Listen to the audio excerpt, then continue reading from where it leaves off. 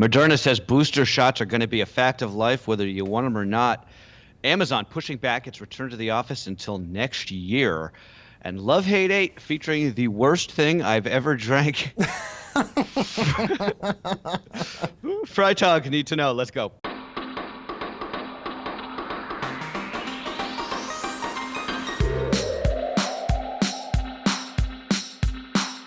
Good morning, everybody. This is Cheddar's Need to Know podcast for August 6th. I'm Carlo Versano, and I'm here once again with seamstress for the band, Baker Machado. Yes. How are you, sir? Good to see you, Carlo. Good to see you're back in the panic room in Long Island again this morning.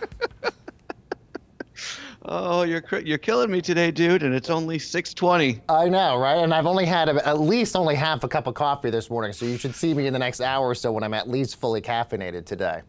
Well, at least it's Friday. We made it to the end of another week, which also means, of course, we're doing our YouTube live chat today. Baker, I'm getting you in there. I can't wait.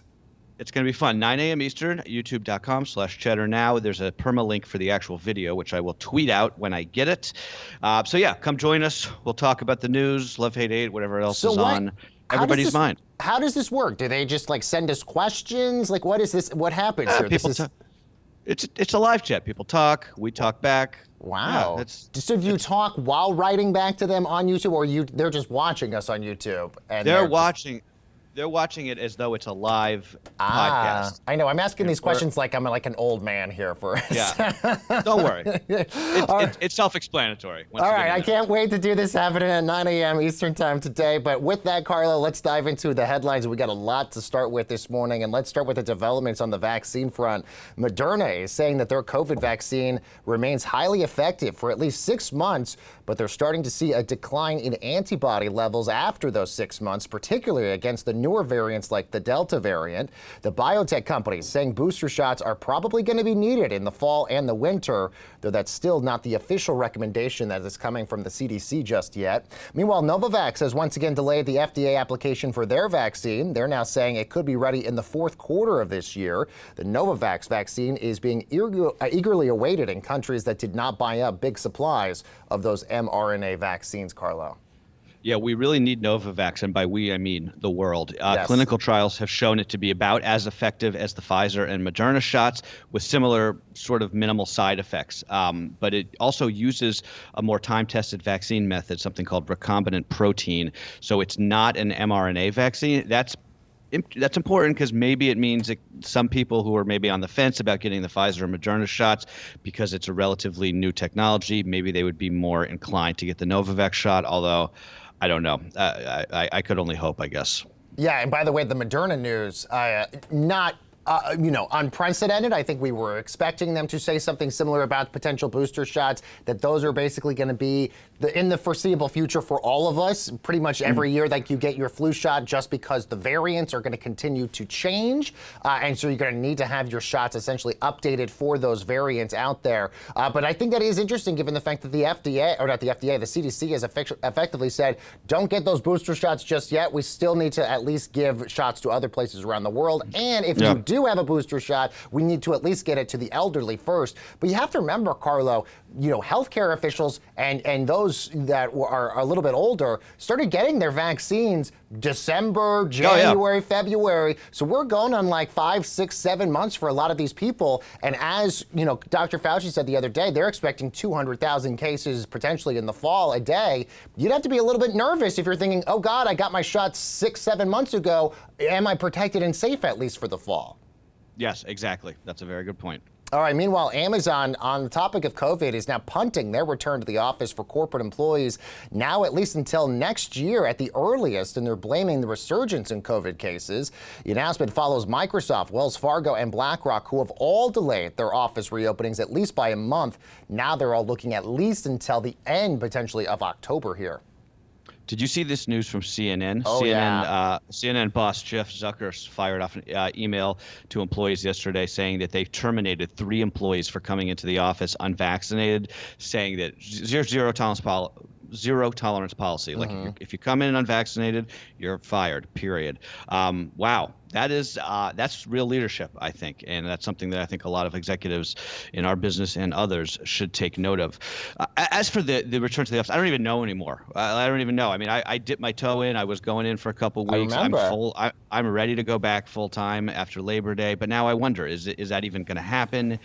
Everything's really feeling like it's sort of unraveling here compared to where we were just a couple months ago. Yeah. Remember May? Remember May? May was such a happy time back in May. Spring was blooming. Everybody was happy. Most of the people were vaccinated that you were around by. You're absolutely right, Carla, because everybody was expecting September to sort of be, the goal was we would have hit herd immunity by the 4th of July.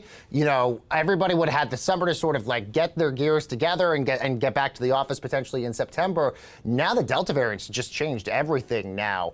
If anything, what I think is going to happen now is you're going to see companies now start mandating vaccine policies to get people back into the office potentially in the fall. I mean, I think because of if there's going to be rising COVID cases here, you're going to have nobody in the office unless you have strict vaccine policies at particular offices, or essentially you're just punting until next year. And by the way, nobody knows what next year is going to look like. And then all of a sudden we would have been in, this work from home model for 2 solid years as a result of that.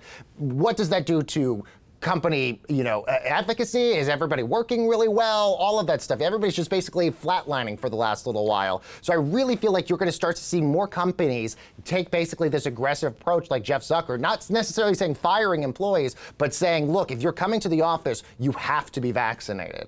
I think, we're going that direction. Tyson Foods the other day, they've mandated them. That's a big one because of all the meatpacking plants that they have, which are these just absolute super spreader events in the making. So that was good to see. Yeah, I mean, I really don't know. I really honestly don't know. I mean, in some ways, it's like the working from home for a lot of corporate employees has been a gigantic success. Right? Like, I mean, the fact that we're even able to do this podcast remotely is a success. At the same time, what is the plan here? I mean, these giant office buildings in cities are just sitting dormant, at least in New York City. Yeah.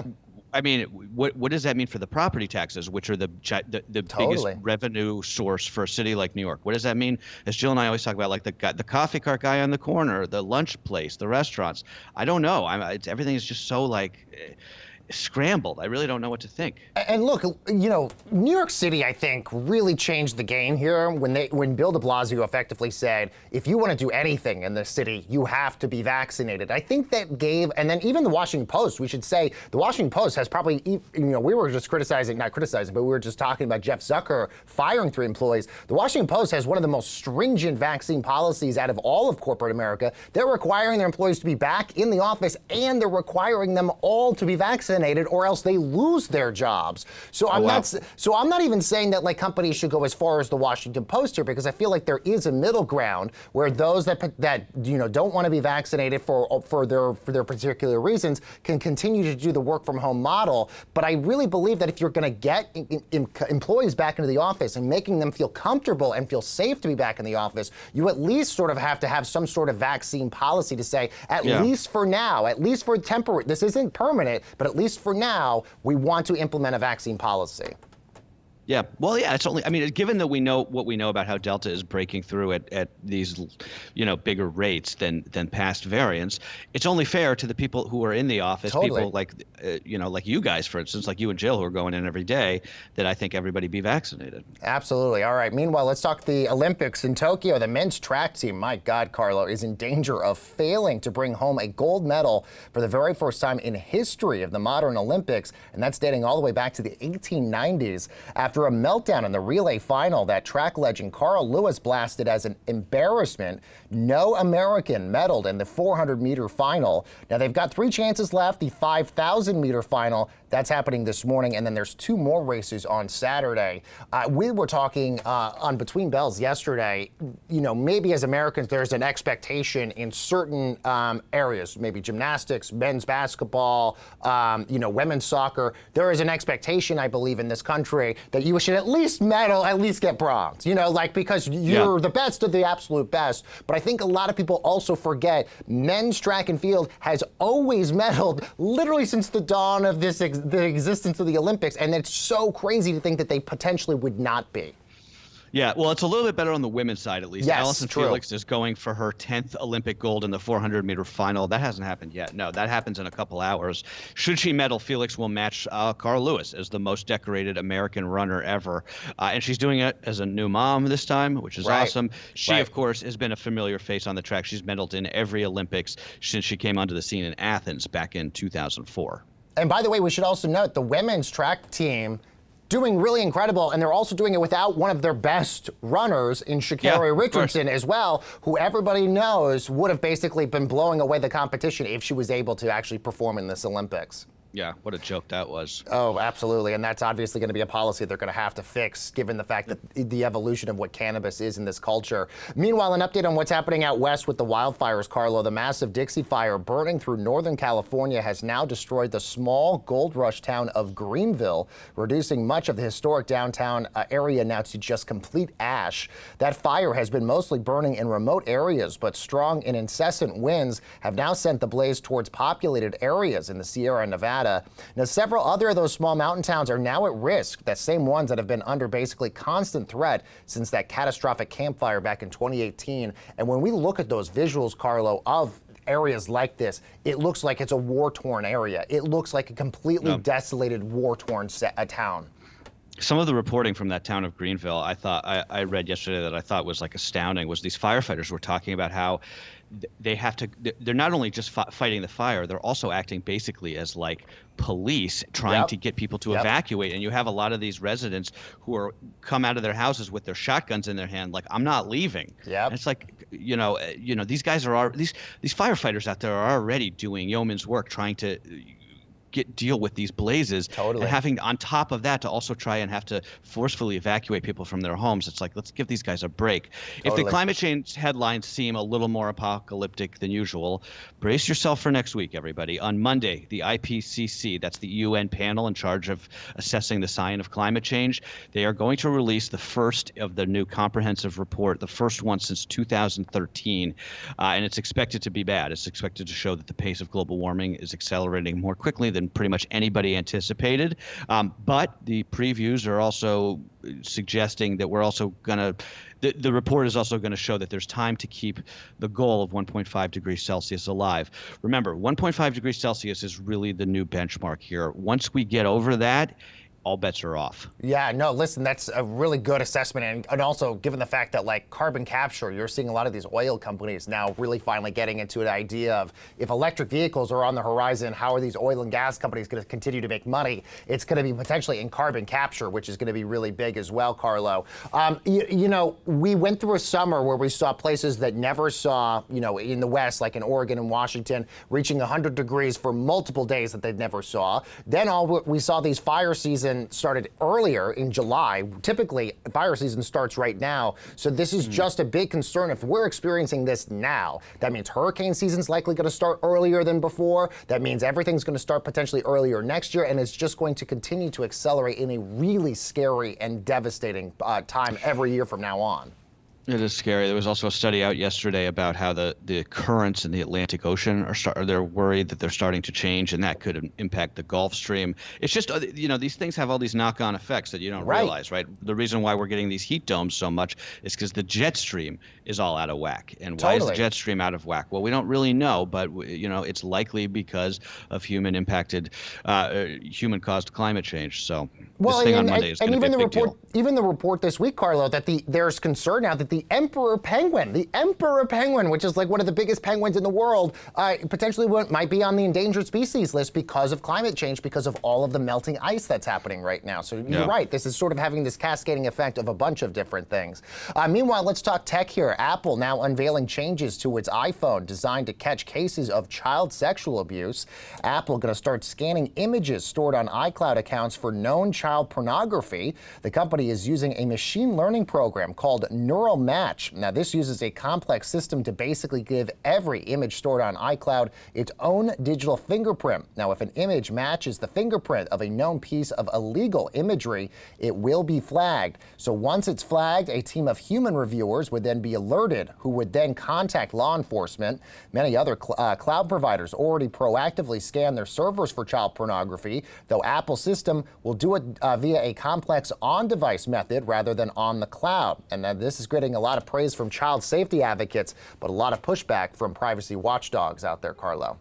Yeah, that's the rub, that they're doing this on device versus on the cloud server. They're sort of building a back door, which they've always said that they wouldn't do. No, Look, I mean, obviously Apple has the best intentions in mind, and I think everybody is probably on the same page that, we don't want child pornography to be spread via iPhones or via the cloud at all. But this is getting into a little bit of uncharted territory here, especially for a company like Apple that brands itself as the privacy company. I mean, there's a big Apple billboard in my neighborhood that is the whole thing is like, we're all about privacy. The iPhone is the most secure device in the world. There's also a separate iOS feature coming to in this new update, iOS 15, that's going to flag sexually explicit photos that are sent or received via iMessage to users on family accounts. So this is only if your family account is, enabled. The new child safety protections are going to start rolling out with iOS 15, as I said. But like I also said, this is sort of a slippery slope of surveillance, right? What happens if law enforcement or a government, right, pushes them to get access to these backdoors that they're creating? It's going to be very controversial. Look, Apple has, as you mentioned, has always been, prided themselves on security. You remember the San Bernardino shooter many years ago. Federal authorities wanted Apple to basically open his iPhone, and they wouldn't do it at all. So you're right. This is going to be interesting in terms of potential slippery slopes here. But Apple's basically always really been at the forefront when it comes to privacy and security. Let's talk entertainment here. The South Park guys. Wow, they are rich now, Carlo. Those guys, Trey Parker, Matt Stone, have signed one of the biggest deals in the history of television. Viacom CBS is going to pay them more than $900 million over the next 6 years. So in return, they're going to keep cranking out South Park episodes for Comedy Central, along with spin-off programming exclusive only to their streamer Paramount Plus, including not one, not two, not even 3, but 14 South Park movies. Another interesting caveat to all of this, you can watch these movies apparently on Paramount Plus, but if you want to watch South Park, you have to watch that on HBO Max. Oh, is that true? Yeah, I didn't realize that funny? The whole thing is so complicated. The whole point of the streaming stuff was supposed to make it like less complicated and less expensive, and it's done the complete opposite. But yeah, just an absolute gold rush if you're somebody who can make a surefire hit in Hollywood. $1 billion for South Park, a cartoon. It's been on TV for almost 30 years now. And I like South Park. I mean, I think it's fun. I haven't really watched it regularly in probably 20 years. No, same. It's certainly. But they always have a really good sketch that is taking on current events and stuff like that. Yes, and those always do incredibly well. The $900 million figure, though, Carlo, is interesting because we're seeing now, and Scarlett Johansson is suing Disney for this, part of this reason right here.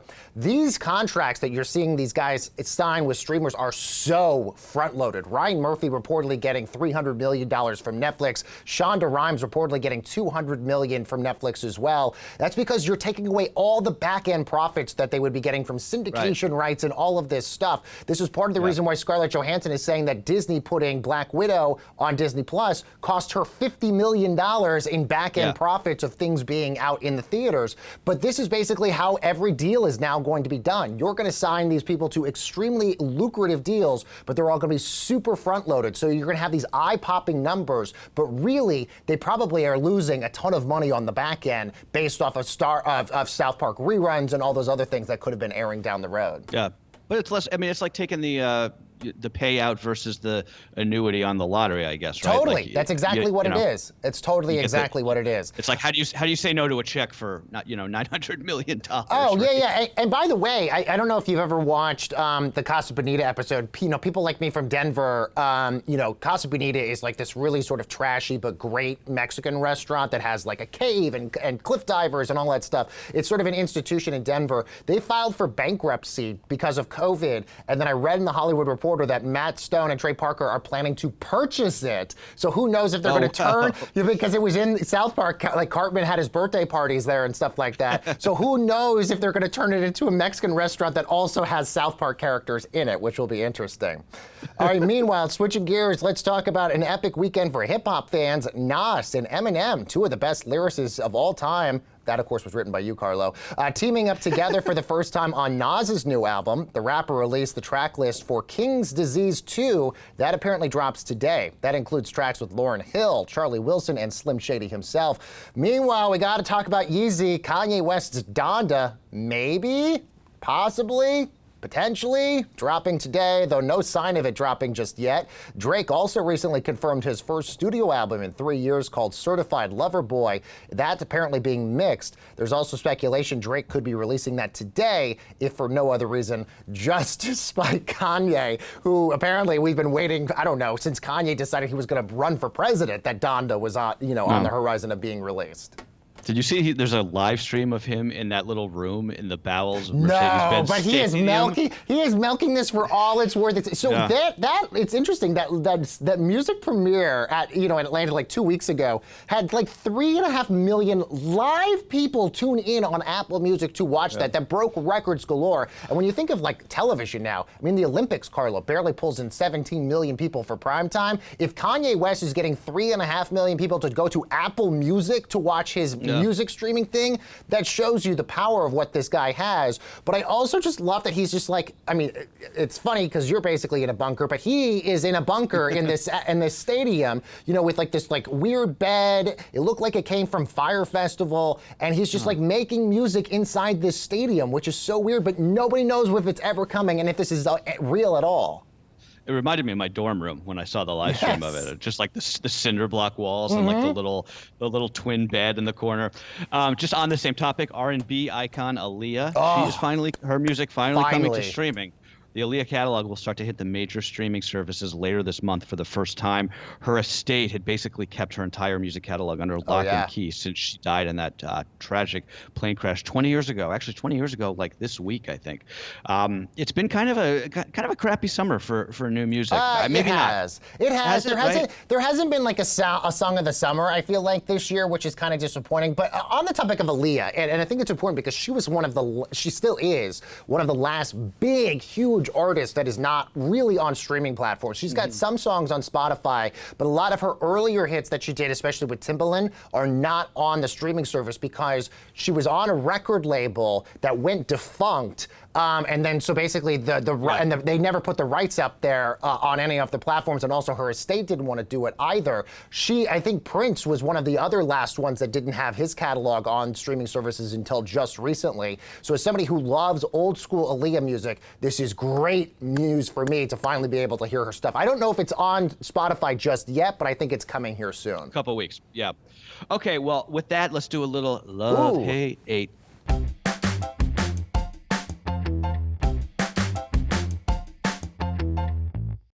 All right, Baker, kick it off. Okay, so I've been watching a lot of HBO Max recently, Carlo. It's kind of been like my saving grace platform. It's got some good, amazing content on there. You got Hacks, which I don't know if you've watched Hacks on HBO. One of the best shows I've seen in like the last year or so. Mayor of Easttown, all the good stuff. But then you kind of get to some of the trashy content, and they're doing really good with it. F-Boy Island, one of my favorite new shows right now, where basically 3 girls going out on dates with 24 guys. Half of them are nice boys. The other half are considered F-boys or terrible guys. So it's great television there. The other one I'm interested in is called The Prince. And it's basically an adult cartoon take on the royal family through the eyes of Prince George, which is done by Gary Janetti, who was from Family Guy. And it's really, really funny because the Queen is just a hot mess. You have Meghan Markle apparently joining the Real Housewives on this show.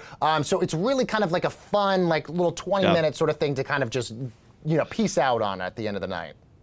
And I think it's pretty controversial in It Britain, is. actually. It is. Yeah. It is. It is because Prince George is like a young kid, and so you're basically making, and he's very crude, he's very dirty, he's very mean, he's all of those things on this show, and I think a lot of people do not like that. But look, they've got a lot of celebrities that have been on the show. Lisa Rinna has a voice on this show, so it's great. I like it. Yeah.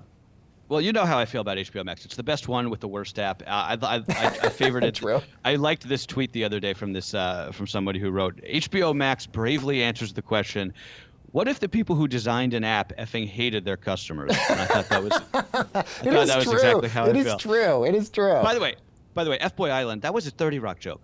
Like yes, 15 years ago. True. Right? It's amazing. It's true. Okay. And by the way, and you know what, just one thing I will add, back in the early days, and I'm saying like, early 2000s was like the golden age of reality television. You had Joe Millionaire, you had The Swan. I don't know if you remember The Swan, whereas basically women got plastic surgery and then basically did a model walk-off or a runway show afterwards. I feel like HBO Max is basically reopening those really terrible reality shows and putting those back on the platform. I think we needed those. And Netflix is doing the same. They've got the one where they all dress up as like monsters and go on dates or whatever. Yes. Oh, and of course you got Love is Blind and all of that good stuff. No shortage of trashy TV out there. Yes. Okay, one thing we hate. This one coming from our audio tech, Sarah, and I think it's a good one. When there's not enough cereal left in the box for a full bowl, and you get just sort of like half of a bowl of cereal, and then the rest is just sort of like the sugary dust. Yeah, that happened to her, and it's actually, I think, probably about to happen to me with my Cheerios this morning. And speaking of things we ate, one thing that we ate, or in this case, drank this week. Okay, I made the mistake of buying these things at the grocery store the other day. They're called, they're Coors, they're made by Coors. They're orange cream pop hard seltzer cans. Ooh. So it's like, this is like the absolute bottom of the boozy seltzer trend. They're even worse than they sound. Usually when we do the eights or the drinks, they're things that we enjoyed. This, I just want to put it out because I don't want anybody else to buy it. It's that bad. Wow. And I just think the hard seltzer trend, I think it's over. I think when you've gone to this place and you're now drinking alcoholic, basically creamsicle liquor, I think it means it's over. Look, it is. I mean, look, you're right. I mean, look, I am not bullish on hard seltzer as much as I used to be anymore. And even Truly announced in their earnings report just recently that they overestimated the hard seltzer craze right now, because now it's just so oversaturated. Because as you just said, you have companies like Coors and Bud Light and Corona all making their own hard seltzers. And the problem is there's only so many, I don't know, watermelon or grapefruit hard seltzers you can make. So you have these companies making orange creamsicle hard seltzers because there's no other flavors left for them to basically stay a part of the conversation here. So I'm with you. I think hard seltzers have peaked. Listen, I'm a martini guy, I'm a margarita guy, but I know a lot of my friends who are hard seltzer people that are like, I'm just going back to beer. I'm just going back to beer. I have to say, I drank a Corona last night, a cold bottle of Corona with a lime in it, and it was great. It was perfect. I don't need anything else. No, I'm in the same boat with you, especially on a summer day. I would much rather have that than an orange creamsicle hard seltzer.